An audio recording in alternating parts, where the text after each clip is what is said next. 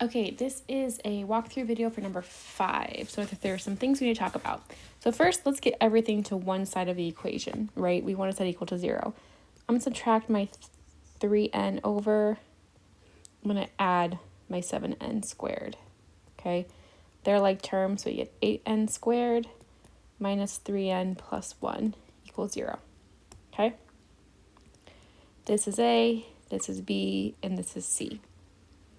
So if I plug this into the quadratic formula, it's a negative b, x equals negative b plus or minus the square root of b squared minus 4ac all over 2a. We're going to get, if we plug this in, we're going to get positive 3 plus or minus the square root of negative 3 squared minus 4 times 8 times 1 all over 2 times 8. Okay? I'm hoping you guys got that far. Now,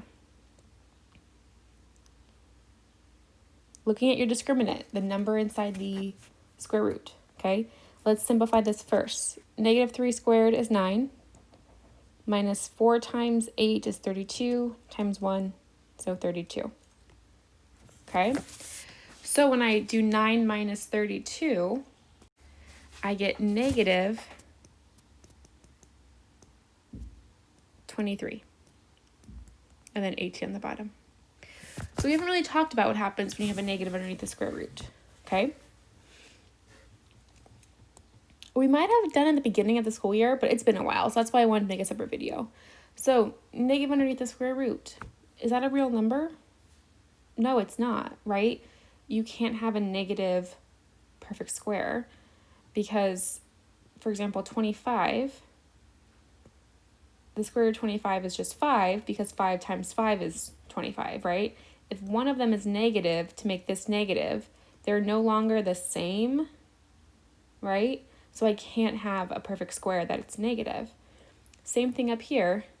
So that's why underneath the square root, when I have a negative discriminant, my answer is no real solutions. There is a solution, okay? The answer key might just say no solution. It really should say no real solutions because there is a solution, okay? But for right now, there's no real solution. And if we had more time, we would go into it. But with online learning, the lessons were stretched out. But you will definitely learn about this in Algebra 2. It's where imaginary numbers come into play. And we've talked a little bit about imaginary numbers here and there throughout class. But for right now, the answer is no real solution. So whenever you have a negative underneath the square root, automatically no real solution.